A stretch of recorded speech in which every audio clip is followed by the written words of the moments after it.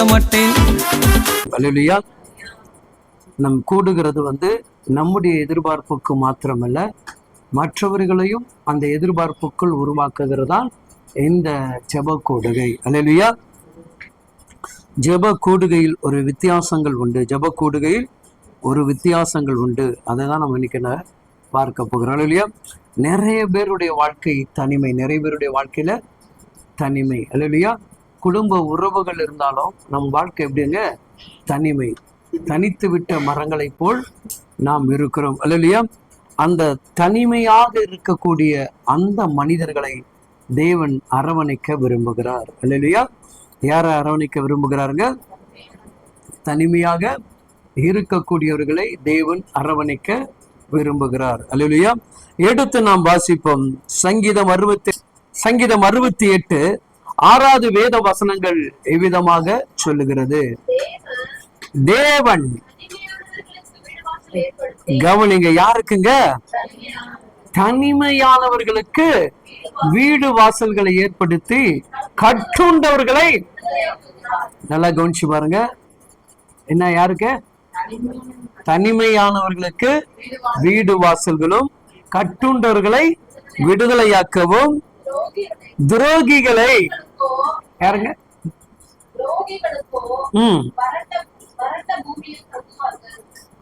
துரோகிகள் எங்க தங்குவாங்களாம்? நீங்களால என்ன பண்ணுவோமா? நல்ல வீடு கட்டுவோம். என்ன கட்டுவோம்? அல்லேலூயா. அப்போ தேவன் நம்மை கட்டி எழுப்புகிறவராக இருக்கிறார். தேவன் நம்மை கட்டி எழுப்புகிறவராக இருக்கிறார். அல்லேலூயா. அப்ப கட்டி எழுப்புகிறதுனா நிறைய காரியம் உண்டு. கட்டி எழுப்புவதுனா நிறைய காரியங்கள் உண்டு. கவனிங்க. எழுப்பி கட்டுவது, எழும்பி கட்டுவது. அல்லேலூயா. சரி, எழும்பி கட்டுவதுனா என்ன? கட்டுகிற காரியம் என்னென்ன இருக்கு? நம்ம குடும்பத்தை கட்டுவது, அப்புறம் வீடு கட்டுவது. இந்த குடும்பத்தை கட்டுவதும் வீடை கட்டுவதும் மற்ற காரியத்தை கட்டுவதற்கு எத்தனை நாட்கள் நமக்கு ஆகும்? எத்தனை நாட்கள் ஆகும்? இல்லையா? அப்போ அப்படிப்பட்ட கிறிஸ்துனுடைய மகிமை என்கின்ற அந்த மகத்துவமுள்ள அந்த கூடாரத்துக்குள்ள நீ நானும் வாழ வேண்டும் என்று சொன்னா உன்னை என்னை கத்தனை பண்றாருங்க, உருவாக்கி கொண்டே இருக்கிறார். என்ன பண்ணிட்டு இருக்காருங்க? பயங்கரமாக உருவாக்கி கொண்டு இருக்கிறார். இல்லையா? இவங்க வேதம் அழகா சொல்லுகிறது கட்டுண்டவர்கள். யாருங்க? கட்டுண்டவர்கள். அல்லையா? அப்ப கட்டப்பட்ட குடும்பங்கள் விடுதலை அடைய வேண்டும். கட்டப்பட்ட குடும்பங்கள் விடுதலை அடைய வேண்டும். இன்னைக்கு நிறைய குடும்பங்கள் கட்டப்பட்டு இருக்குது. இல்லையா? தெரிந்த இப்போ பாத்தீங்கன்னா நிறைய தேவ பிள்ளைகள் தெரிந்த என்ன பண்றோம்? புறஜாதிக்குள்ள நம்ம என்ன பண்றாங்க? திருமணம் பண்ணிக்கிறோம். ரட்சிக்கப்பட்டுருவாங்க, வந்துருவாங்கன்னு நினைக்கிறேன். அப்போ ஒரு தேவ பிள்ளைகள் உங்களுடைய வாழ்க்கையை முதலாவது என்ன பண்ணுங்க? தெளிந்த நீரோடையா இருக்கணும். எப்படி இருக்கணும்? பார்க்கறதுக்கு நம்ம ஆரம்பத்துல எல்லாமே பெஸ்டா தான் இருக்கும். எல்லாமே ஃபர்ஸ்ட் இந்த வீட்டுக்கு வரும்போது நமக்கு பெஸ்டா தான் இருக்கும். வந்த பிறகு இந்த வீடு பெஸ்ட்ல நமக்கு தெரியும். அதே போல புது துணி எடுத்த உடனே என்ன பண்ணோம்? போட்டோன்னா அழகா தான் இருக்காது. அதுக்கப்புறம் அந்த துணி எங்க இருக்கும்? மூலையில இருக்கும். இல்லையா? அது போலதான் பார்ப்பதனால பெஸ்ட் எப்பவும் கிடையாது. நான் எடுக்கிறதை எப்பொழுதும் பயன்படுத்தணும். நான் எடுக்கிறதை எப்பொழுதும் பயன்படுத்துகிறதாக இருக்கணும். அப்போ அந்த தெளிவு ஒவ்வொரு தேவ பிள்ளைகளுக்கு வேண்டும் என்று வேதம் சொல்லுகிறது. சரி, ஏன் ஆண்டவர் கட்டுண்டவர்களை கர்த்தர் விடுவிக்கிறார்? தனிமை உள்ளவர்களுக்கு ஏன் கர்த்தர் வீடுகளை கட்டி தருவேன்னு சொல்லுகிறார்? அப்படின்னு நம்ம பார்க்கும்போது பாத்தீங்கன்னா தாவீது நமக்கு நல்லா தெரியும். தாவீது இது ஆதி நாட்கள் நீங்க பாத்தீங்கன்னா இஸ்ரவேல் ஜனங்களுக்கெல்லாம் ஒரு நிலையான ஒரு வீடு கிடையாது. அவங்களுக்கு என்ன கிடையாது? நிலையான வீடே கிடையாது. போய்கிட்டே இருப்பாங்க, வனாந்திரத்துல இருப்பாங்க. திடீர்னு என்ன பண்ணாங்க? தங்கும் போது என்ன பண்ணாங்க? ஒரு கூடாரத்தை அமைப்பாங்க. ஒரு செட்டு மாதிரி போட்டு என்ன பண்ணாங்க? அமைத்து படுத்து கொண்டு இருப்பார்கள். அப்போ அந்த நேரத்திலும் தேவன் என்ன பண்றாருங்க? அவர்களுக்கு ஆசீர்வாதத்தை கொடுக்கிறார். ஆபிரகாமுக்கும் கர்த்தர் என்ன பண்றாரு? அப்படிதான் கூடாரத்தை கொடுத்து நடத்திக்கிட்டே போறாரு. அப்போ ஒரு குறிப்பிட்ட காலம் வரும்பொழுது, ஒரு குறிப்பிட்ட காலம் வரும்போது கர்த்தர் என்ன பண்றாருங்க? வீடு வாசல்கள் வாய்ப்புகளை ஏற்படுத்தி கொடுக்கிறார். அப்போ தாவீதுடைய காலத்துல பாத்தீங்கன்னா வறண்ட நிலம் வாழ்க்கை. அவன் எப்படிங்க? வறண்ட நிலம். அவன் பலர் கட்டுகளை அறுத்தவனாக மாறினான். எப்படி மாறினா? பல கட்டுகளை அறுத்து விடுதலை கொடுக்கிறவராக மாறினான். அப்போ ஒன்னையும் என்னை கர்த்தர் வைத்திருக்கிறது நோக்கம்னா, நீ கட்டுண்டவர்கள் அல்ல, கட்டப்பட்டவர்களை அவுக்கக்கூடிய அபிஷேகம் பெற்றவர்கள் இல்லையா? இப்ப யாராவது ஒருத்தர் கயிறு கட்டினா என்ன பண்ணுவீங்க? பார்த்துட்டு சிரிப்பீங்களா? என்ன பண்ணுவோம்? எதுக்கு உனக்கு கயிறு கட்டினாங்க, ஏன் கயிறு கட்டினாங்க, யார் கட்டி போட்டா அப்படின்னு கேட்போம். ஒரு காலத்துல குழந்தைங்களாம் என்ன பண்ணுவோம் பார்த்துருக்கீங்களா? இடுப்புல கயிறை கட்டிட்டு என்ன பண்ணாங்க, கட்டிட்டு என்ன பண்ணோம் விட்டுருவோம். அங்கே பாட்டு சமையல் கிடையாது. இப்போ நம்ம கயிறு கட்ட வேண்டிய வேலை இல்லை. மொபைலை கையில் கொடுத்தா அது என்ன பண்ணோம், அது பாட்டு மூலையில் உட்காந்துக்கும் இல்லையா? அப்போ அந்த கட்டுக்கூடிய வேலை என்ன பண்ணிடுச்சு, மாறிடுச்சா? அப்போ நம்ம கட்டப்பட்டவர்களை நம்ம என்ன கேட்போம்? பிள்ளை ஏமா கட்டி போடுற, விளையாடுற பிள்ளை போய் கட்டி போடுற. அப்போ அவங்க என்ன சொல்றாங்க, இதை நான் அவுத்து விட்டேன்னா அது என்ன பண்ணோம், இருக்கிறதுலாம் மாற சொல்லுவாங்க. அப்போ ஒரு தேவ பிள்ளை ஆகிய நீங்களும் நானும் பலருடைய குடும்பங்கள் கட்டப்பட்டிருந்தால் அந்த குடும்பங்களை விடுவிக்க வேண்டும் என்கிறதா கர்த்தர் நம்மளை தெரிந்து கொண்டிருக்கிறார். அப்படி தெரிந்து கொள்ளப்பட்ட ஒரு சில நபர்கள் வேதங்களில் இருக்கிறார்கள் அல்லேலூயா. அந்த நபர்களை குறித்து மட்டும் நம்ம பார்ப்போம். அதற்கு முன்பாக எனக்கு ரொம்ப இந்த அதிகாரத்துல ரொம்ப ரொம்ப பிடிச்ச ஒரு வசனம் உண்டு. 18வது வசனத்தை மட்டும் வாசிங்க. தேவரே உன்னதத்துக்கு ஏறி சிறைப்பட்டவர்களை சிறையாக்கி கொண்டு போனீர். மனுஷனுக்குள் வாசம் பண்ணும் பொருட்டு அல்லேலூயா, மனுஷர்களுக்குள் வாசம் பண்ணக்கூடிய பொருட்டு. அப்ப துரோகிகளுக்கு அவர் எப்படி இருக்கிறாரு? அதுக்காக அபிஷேகம் பெற்று வரங்களை பெற்று கிருபைகளை பெற்று என்ன பண்றாங்க, நடத்துகிற தேவனாக இருக்கிறார் அல்லேலூயா. அப்போ ஒவ்வொரு மனுஷனுடைய வாழ்க்கையில யாராவது ஒருத்தர் மூலமா நம்ம என்ன பண்ணுவாங்க, காயப்பட்டிருப்போம். யாராவது ஒருத்தர் மூலம் என்ன பண்ணிருப்போம், காயப்பட்டிருப்போம். இல்லைன்னா ரொம்ப நம்பினவர்கள் நம்மள என்ன பண்ணிருப்பாங்க, வெக்கப்படுத்திருப்பாங்க. சில பேர் நம்பி நம்ம சில காரியத்தை கொடுத்து அவங்க கிட்ட இருந்து நம்மளால என்ன பண்ண முடியாது, வாங்க முடியாம போயிருக்கு. அது நிமித்தமா சில நட்பு கூட என்ன பண்ணிருக்கோம், பிரிந்து போயிருக்கோம் இல்லையா? அப்போ நம்மளுடைய வாழ்க்கையில ஒரு அடி எடுத்து வைப்பதற்கு முன்பாக எதையும் யோசிக்காம நம்ம என்ன பண்றாங்க, காரியத்தை செய்கிறோம். அதனாலதான் தாவீது தெளிவா தேவனிடத்துல என்ன பண்ணுவாங்க, கேள்விகளை கேட்டு கேட்டு ஆசீர்வாதத்தை பெற்றுக்கொண்டவன். கேள்விகளை கேட்டு கேட்டு ஆசீர்வாதத்தை பெற்றுக்கொண்டவன் இல்லையா? அப்போ அந்த சவுலுடைய வேலைக்காரர்கள் யுத்தம் செய்யக்கூடியவர்களாம் தாவீது கிட்ட வந்து சொல்றாங்க, உனக்கு ராஜ போகமான ஒரு வாழ்க்கை வேணுமா வேண்டாமா? என்ன வாழ்க்கை? உனக்கு ராஜாவுடைய மகளே உனக்கு திருமணம் பண்ணக்கூடிய வாய்ப்பு வந்தா நீ வேண்டாம் சொல்லுவியா? இல்லையா? நம்ம சொல்லுவோமா? முதலமைச்சர் பொண்ணு கொடுக்குறானா வேண்டாம்னு சொல்லுவோமா? எதுவுமே தரத்தாலப்பா எனக்கு மருமகனா போயிடுவோமா? என்ன பாக்குறீங்க? போமா போக மாட்டோமா? எப்பா என் கஷ்டம்லாம் தீர்ந்து போச்சுப்பா. இது தீர்ந்து போச்சு, பண கஷ்டம் தீர்ந்து போயிடும். ஆனா அந்த மன கஷ்டம் ஒண்ணு இருக்குது பாத்தீங்களா, அது என்ன பண்ணாது, என்னைக்குமே தீராது அல்லையா? அந்த மன கஷ்டத்துலதான் இப்ப யார் மாட்டிக்கிறாரு, தாவீது மாட்டிக்கிறாரு. யார் மாட்டுறாரு? எல்லாம் உஸ்பேத்தி உஸ்பேத்தி உஸ்பேத்தி நம்ம கூட இருக்கிறவங்க அப்படிதான் பண்ணுவாங்க. என்ன பண்ணுவாங்க, நல்ல பையன், நல்ல பொண்ணு, நல்ல குடும்பம் அப்படியே சொல்லிட்டு இருப்பாங்க. என்னவோ அவங்க போய் 10 நாள் அவங்க கூட உட்கார்ந்து பல வருஷமா உட்கார்ந்து அவங்க கூட சாப்பிட்டு கிஃப்ட் அப்படியே பழகுன மாதிரி என்ன சொல்றாங்க, நான் போய் அந்த மாதிரி குடும்பம் கிடைக்காதுன்னாங்க. கடைசியில பார்த்தா 10 நாள் அந்த குடும்பம் என்ன பண்ணும்? இப்பதான் எங்க விஜயா வாங்கி திறக்குது, அவங்களுடைய குணத்தை காட்டுவாங்க அல்லையா? கவனிச்சு பாருங்க. அப்போ எந்த ஒரு சூழ்நிலையிலும் யாரையும் நம்பி நம்ம என்ன பண்ணக்கூடாதுங்க, எந்த காரியத்திலும் ஒரு முடிவெடுத்து இறங்கக்கூடாது. உன் நம்பிக்கை கர்த்தரை சார்ந்து இருக்கணும். உன் நம்பிக்கை தேவனை நோக்கி பார்க்கணும். உன் உதடுகள் தேவனை துதித்தால் சரியான வழிகளை கர்த்தர் ஏற்படுத்தி நமக்கு உருவாக்கி கொடுப்பார். இப்ப இந்த தாவீதுடைய வாழ்க்கையில நடந்த காரியம் என்னன்னா, அவனுக்கு ஒரு யுத்தம் நடப்பதற்காக ஒரு காரியம் நடக்கும் போது எல்லா ஜனங்களுக்குள்ள அவன் என்ன பண்றாங்க, ராஜாவே சொல்ற, நீங்க என்ன பண்ணுங்க, அவங்ககிட்ட போய் பேசுங்க. யாருக்கிட்ட போய்? தாவீது கிட்ட பேசுங்க. அவனுக்கு என்ன சொல்லுங்க, என் பொண்ணை கொடுக்குறேன்னு சொல்லுங்க. அப்போ எல்லாரும் சொல்லும் போது அவனுக்கு என்ன தெரியுது, நான் ராஜாவுக்கு மர்மன் ஆயிட்டா எனக்கு எப்படி இருக்கும்? எந்த ஒரு பிரச்சனை இருக்காது. அல்லையா? அப்படிதான் நம்ம நினைக்கிறோம். நம்ம இப்படி வாழ்ந்துட்டா நல்லா இருக்கும், இந்த மாதிரி பணம் இருக்குது, நல்லா சம்பாதிக்கிறாங்க, அதனால அப்படிப்பட்ட ஒரு வாழ்க்கை அமைஞ்சா நல்லா இருக்கும், அப்படிலாம் கிடையாது. தேவ பிள்ளைகளே, தேவ சித்தத்துக்கு ஏற்றபடி உன் வாழ்க்கை அமைந்தால் மட்டும்தான் அந்த வாழ்க்கையில் என்ன இருக்குங்க? சந்தோஷம், மகிழ்ச்சி இருக்கும். அல்லையா? சரி, அதை மட்டும் நான் சொல்லிட்டு உங்களுக்கு நான் ஜெபம் பண்ணி முடிக்க விரும்புகிறேன். எடுத்துக்கொள்ளுங்கள் 1 சாமுவேல் 17ஆம் அதிகாரம்.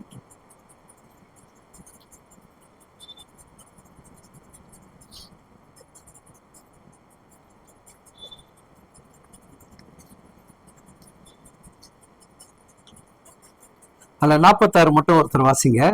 அடுத்து 18ஆம் அதிகாரத்தை எடுத்துங்க. இன்றைய தினம் கர்த்தர் உன்னை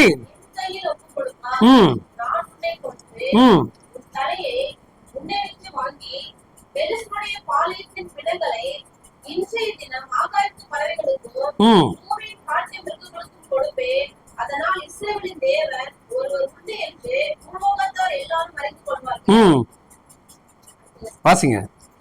கர்த்தர் பட்டயத்தினாலும் ரட்சிக்கிறவர் அல்ல என்று. யுத்தம் யாருடையதுங்க? கர்த்தருடையது. அவர் உங்களை என் கைகளுக்கு தெளிவா கெச்சி போட்டு என்ன பண்றான்? தாவீது காய் நவுத்துறான். நமக்கு தெரியுமா கெச்சி? தெரியுமா? கெச் பென்சில் வேணா என்ன பண்ணுவோம்? நல்லா கோடு போடுவோம், டிராயிங் போடுவோம், இல்லையா? இந்த கோலியாத்தை எப்படி வீழ்த்தணும்னு யாருக்கு தெரியுது? கட்டுண்டவர்களை விடுவிக்கக்கூடிய அபிஷேகம் யாருக்கு தெரியணுங்க? அபிஷேகம் பெற்றவனுக்கு தெரியணும். யாருக்கு தெரியணும்? அபிஷேகம் உள்ளவங்களுக்கு தெரியணும். அப்ப இன்னும் இந்த அபிஷேகத்தை வச்சுக்கிட்டு நம்மளால என்ன பண்ண முடியல? கட்டுகளை உடைக்க முடியல. ஆனா இவன் ஒரு முறைதான் அபிஷேகம் பண்றான். யாரு? தாவீது ஒரே ஒரு முறைதான். யார் மூலமா? சாமுவேல் மூலம் அபிஷேகம் பண்றான். ஆனா தினந்தோறும் நம்ம என்ன பண்றோம்? அபிஷேகம் பெறோம். காலையில எழும்பினாலும் அபிஷேகத்தில் நிரம்புறோம், இரவுல ஜெபிக்கும் போது அபிஷேகத்தில் நிரம்புறோம், பல கூட்டங்களில் போகும்போது அபிஷேகத்தில் நிரம்புறோம். ஆனா நம்மளால மட்டும்தான் என்ன பண்ண முடியல? தெளிவா என்ன பண்ண முடியல? ஜெயிக்க முடியல. அல்லையா? அந்த அபிஷேகம் வந்த பிறகு உனக்குள்ள என்ன இருக்குன்னா தெளிந்த புத்தி வரும். அபிஷேகம் என்ன கொடுக்குங்க? தெளிந்த புத்தியை கொடுக்கும்.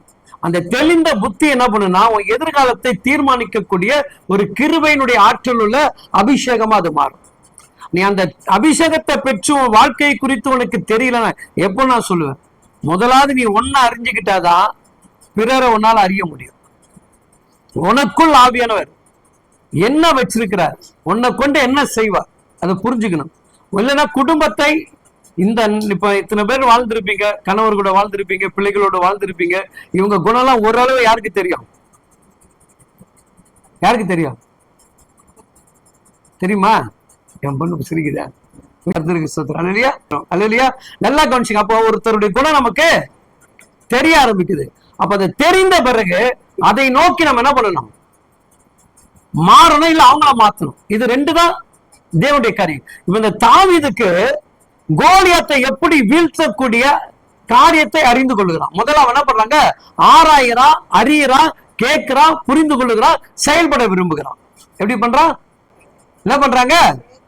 அவன் போய் எல்லாம் கொச்ச கொச்ச கொச்ச கொச்சன்னு கத்திட்டு இருக்காங்க. யாரு? ஜனங்க என்ன பண்றாங்க? அவனை பார்த்து மிரண்டு போய் பயந்துகிட்டு பேசிக்கிட்டே திரியுறாங்க. ஆனா இவர் தம்பி கூலா போறாரு. எந்த தம்பி? 16 வயசு உடையவர். யாரு? சும்மா இளம் வயசு, வாலிப வயது. எப்படி இருக்கு நம்ம வாலிப பசங்களாம்? எப்படி இருக்கும்? 15 வயசுலாம் நம்ம என்ன காலேஜ் கட்ட அடிச்சோமா, எது அடிச்சோமா? ஆகட்டும், கத்தருக்கு சோத்திரம் உண்டாகட்டும். இல்லையா? நல்லா கவனிச்சு பாருங்க. அப்போ அந்த வாலிப வயதுனங்க சாதிக்கிற வயது. ஆனா அந்த வாலிபன் சிந்திக்கக்கூடிய வயது. வாலிபனுக்கு சிந்திக்கக்கூடிய வயது. ஆற்றல் உள்ளவன், அறிவு உள்ளவன், திறமை உள்ளவன், தன்னைத்தானே உருவாக்கி கொள்ளுகிறவன். அவன் யாருங்க? தன்னைத்தானே உருவாக்கி கொள்ளுவன். அப்ப இந்த தாவீது முதலாவது தன்னுடைய பலத்தை அறிந்தான். தாவீது யாருடைய பலத்தை அறிந்தான்? தனக்குள் இருக்கிற பலன் என்ன, உங்களுக்குள்ள இருக்கிற பலன் என்ன? கர்த்தருக்கு மகிமை உண்டாகிட்டாரு. இல்லையா? நல்லா கவனிச்சு பாருங்க. அப்போ அந்த தாவீதுடைய அந்த சிந்தைகள், எண்ணங்கள் தான் யாருக்கு வேணும்? அபிஷேகம் பெற்ற அத்தனை பேருக்கு வேணும். அல்லையா? போய் ஒருத்தவங்க கூடுறாங்க, பயப்படுறாங்க, திகளோடு காரினோடு கூட இருக்கிறாங்க, பிரச்சனைகளை குறித்து பேசுறாங்க. அந்த பிரச்சனைகளை குறித்து என்ன பண்றாங்க? எல்லாரும் பயந்து நடக்கிறாங்க. அந்த பிரச்சனை யாராயிருங்க? அந்த பிரச்சனைய நீங்களான அதெல்லாம் செய்ய மாட்டோம். பிரச்சனைகளை பேசுறோம். இந்த பிரச்சனை எப்படி சால்வ் பண்றது? இந்த பிரச்சனை இருந்து எப்படி நம்ம வெளியே வர்றது? இந்த நுகத்துல இருந்து நம்ம எப்படி வரையுது? அப்ப இந்த நுகத்துல விளையாடா இங்க அவங்ககிட்ட 10,000 வாங்கிட்டோம், அடுத்த 15,000 வாங்கிட்டா என்ன பண்ணலாம்? 10,000 ரூபாய் வட்டியோட சேர்த்து 15,000 மீது 4,000 இருக்கும். எவ்வளவு இருக்கும்? எவ்வளவு இருக்கும்? ஏன்னா எவ்வளவு கடன் அஞ்சிச்சு? 10,000 கடன் அஞ்சிச்சு. ஆனா மீதி எவ்வளவு இருக்குது? இப்ப 10 ரூபாய் குறைஞ்சு போயிருது. இப்ப யாரு ஏத்துக்கிறா? நம்மளே 15,000 ஏத்து கொண்டு வந்துட்டோம். எவ்வளவு? அப்ப இந்த புத்தி கடன் போதா? அப்போ நீ தெளிவா முடிக்கிற, அடிக்கிறானா கொள்றானா முடியல, பொட்டேஷன் கூட கொண்டு போய் படிச்சுக்கோ. 6 மாசம் 1 வருஷம் திருப்பி தர சொல்ற. தெளிவா நம்ம முடிவு எடுத்துட்டோம்னா ஒண்ணுமே பண்ண. 4 வந்து கத்துவான், வீதியில தொட்டுவான், எல்லாமே பண்ணுவான். இதெல்லாம் நமக்கு ரொம்ப சகஜம். அப்படி தொலைச்சு போட்டு பேசாம போயிட்டு இருப்போம். ஏன்னா நம்ம ஏமாத்த போறது. அப்ப அந்த சிந்தனைகள், அதை மட்டும் சொல்றேன் பாருங்க. அவருடைய சிந்தனைகள் எப்படிப்பட்டது என்று மட்டும் சொல்லிட்டு நான் உங்களுக்கு ஜெபத்தை முடிக்கிறேன் இல்லையா? எடுத்துக்கொள்ளுங்கம்மா. 17ஆம் அதிகாரத்துல 25வது வசனத்தை வாசிங்க. சரி, 24 ஃபர்ஸ்ட் வாசிங்க. இஸ்ரவேலர் எல்லாரும் எப்படிங்க? மிகவும் நல்லா. இதுல ஒரு ஆவிக்குரிய ஒரு ரகசியம் ஒன்னே ஒண்ணு உங்களுக்கு சொல்றேன். இவங்க எல்லாம் யாருன்னா யுத்த வீரர்கள். யாருங்க இவங்க? யாரு சொல்லுங்க? இஸ்ரேல் எல்லோரும் அந்த மனுஷனை காணும் போது மிகவும் பயப்பட்டு அவன் முகத்துக்கு அபிஷேகம் பண்ணப்பட்டவர்களே, அபிஷேகம் உடையவர்களே, நீங்க நான் தான் பயப்படுறோம். யார் பயப்படுறோம்? யார் பயப்படுறோம்? இந்த அபிஷேகத்தை வச்சு ஜெயிக்கிற என்ன கிடையாது. பிசாசை கண்டா பயம். இப்ப இந்த ஜனங்க யுத்தம் செய்யறாங்க, என்ன பண்ணுவாங்க? யாராலும் போய் என்ன பண்ண முடியாது? கோலியாத்தை வீழ்த்துறதுன்னு ஒரு தன்னம்பிக்கைனா வரல. யுத்தமே செய்யாதவன் யாரு? யுத்தமே தெரியாது, எப்படி போய் சண்டை போடணும்னு தெரியாது. ஆனா அவனுடைய ஒரே ஒரு நோக்கம், என்னை அபிஷேகம் பண்ணியவர் எனக்காக யுத்தம் பண்ணுவா. நம்ம சொல்லக்கூடிய ஒரே ஒரு செய்தி தான். தேவ பிள்ளைகள் நீங்க சொல்லணும், எனக்காக ஒருவர் வழக்காடுவார், எனக்காக ஒருத்தர் யுத்தம் பண்ணுவார், எனக்காக ஒருவர் பழிக்கு பழி வாங்குவார், என் வாழ்வை என் கர்த்தர் மாற்றி கொடுப்பார். உன் வாயின் வார்த்தை என்ன பண்ணுங்க? என் தகப்பனை அங்கீகரிக்கக்கூடிய மகிமை உள்ள வார்த்தைகளாக உங்க நாவின் வார்த்தைகள் மாறணும். இன்னைக்கு நிறைய பேருக்கு அந்த வார்த்தை என்ன கிடையாது, இல்ல இல்லையா? நீ எல்லாம் என்னத்தை சம்பாதிக்க போற, நீ எல்லாம் என்னத்தை படிக்க போற, நீ எல்லாம் என்னத்தை வாழ போற, இப்படிதான் நம்ம பேசுவோம். எப்படி பேசுவோம்? எப்படி பேசுவோம்? சொல்லுங்க. நீ எல்லாம் என்னைக்கு திருந்த போற, நீ திருந்துவன் நான் நினைக்கிறேன், நீ வெள்ளம் குடிச்சிட்டு தான் இருக்கிற, அப்படி சொல்லுவோமா? அப்ப எனக்கு எதுல மேல நம்பிக்கை இல்லை? என் தேவன் மேல நம்பிக்கை கிடையாது. மனுஷன் மாறுறது மாறாதெல்லாம் உன் கையில என் கையில கிடையாதுங்க. ஒரு குடும்பத்தை கத்த ரட்சிப்பதோ, ஒரு குடும்பத்துக்கு விடுதலை கொடுப்பதோ, சுகம் கொடுப்பதோ எல்லாம் அவருடைய கரத்துல. ஆனா அந்த கரத்தை இறங்கி கிரியை செய்ய வைக்கணும். அந்த கரத்தை என்ன பண்ணும்? இறங்கி கிரியை செய்யணும். அப்ப கிரியை செய்யனா அந்த கிரியாக நான் மாறணும். எப்படி மாறணும்? அதற்குண்டான மனிதனாக நான் என்ன பண்ண மாட்டேன். இந்த தாவீது அங்க மாறலாம். இப்ப எல்லாரும் பயங்கர யாரு யுத்தம் செய்கிறவங்க பயந்து விலகி ஓடினார்கள். வாசிங்க.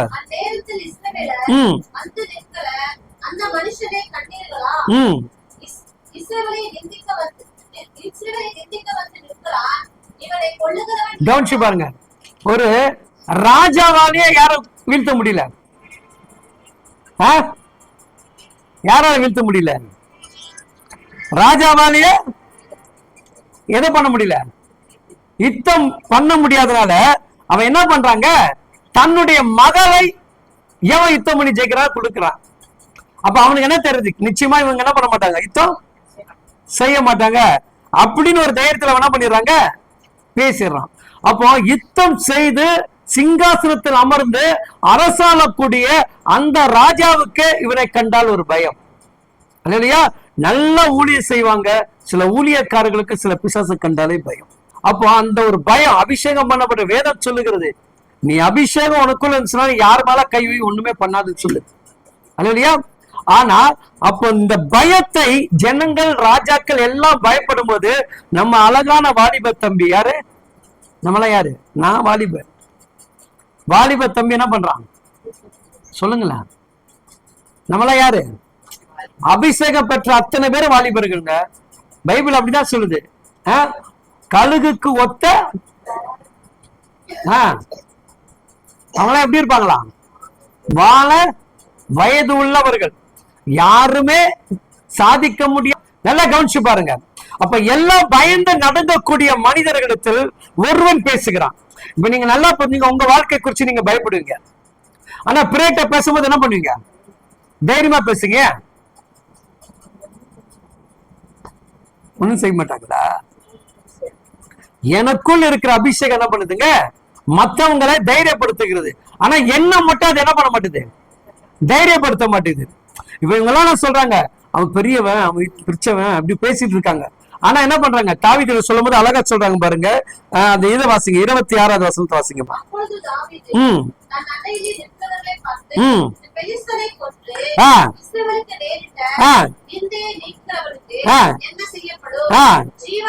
ஜீவனுள்ள தேவனுடைய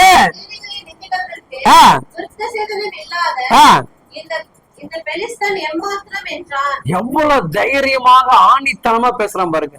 என்ன பேசுறான்? இவன் ஏமாத்துறான், இவன் ஏமாத்துறான்.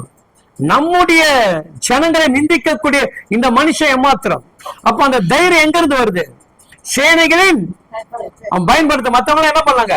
ஐயோ பெலேசன் சொல்றாங்க. இவன் மட்டும் என்ன சொல்றான்? சேனைகளின் கர்த்தர் இவனை தவிடுபடி ஆக்குவார்.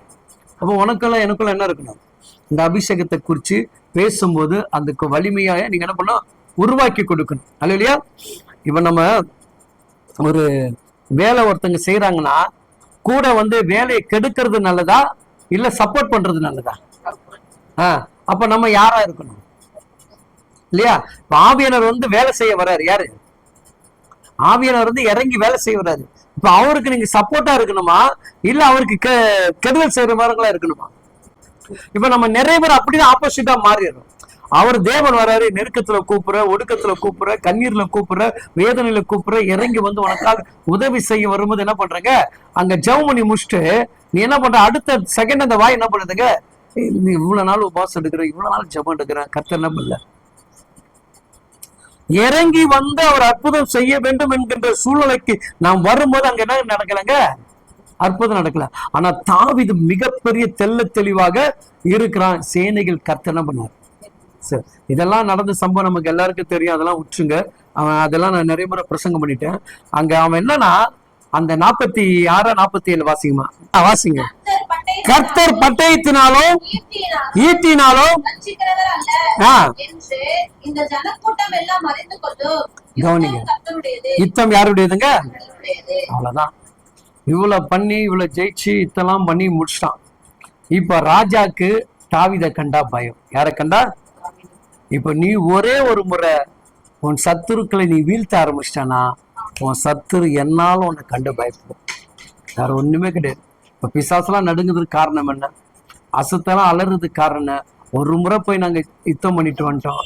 இப்ப அது எங்களை பார்த்து என்ன பண்ணுது? பயப்படுது இல்லையா? அது போலதான் உங்க வாழ்க்கை இல்லையா? இப்ப அந்த செய்த மனுஷனை இந்த தாவீதுக்கு என்ன பண்றாங்க? அவனோடு கூட இணைக்கும்படியான ஒரு மகிழ்ச்சியான காரியத்தை ஏற்படுத்துறாங்க. அப்போ அந்த சூழ்நிலைக்கு அவன் என்ன பண்றாங்க? தன்னை உருவாக்கி கொள்கிறான். யார? இல்லையா? இப்ப உங்களுடைய யுத்தம் நீங்க செய்கிற யுத்தமா கர்த்தர் செய்கிற யுத்தமா? சொல்லுங்க. நம்ம அதுதான் அழகா யாத்ராகம் 14 13 14 வாசிங்க. ஜெபம் பண்ணலாம். ஜனங்களை நோக்கி பயப்படாதிருங்கள், நீங்கள் நின்று கொண்டு இன்றைக்கு கர்த்தர் உங்களுக்கு செய்யும்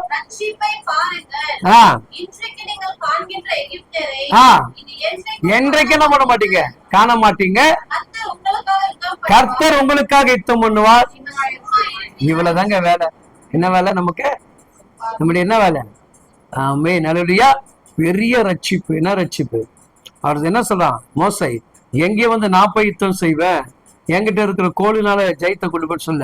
யுத்தம் பண்ணுகிறது யாரு? இன்றைக்கு நீங்க இதை பாருங்க, தேவன் கிரியை செய்வார் அப்படின்னு கர்த்தர் சொல்லுகிறார் இல்லையா? அப்ப இந்த தாவீது அந்த கோலியாத்துடைய கட்டுகளை அறுத்தபடினால்தான் தாவீதுக்கு சிங்காசனம் என்கின்ற அலங்காரம் கிடைச்சது. என்ன கிடைச்சது? அலங்காரம். அல்லேலூயா. அதுபோல உங்களுடைய வாழ்க்கையில, என்னுடைய வாழ்க்கையில நீங்கள் யுத்தத்துல ஜெயிச்சாதான் மகிமைக்குரிய வாழ்க்கை உங்களால வாழ முடியும். கர்த்தர் உங்க கூட இருப்பார்.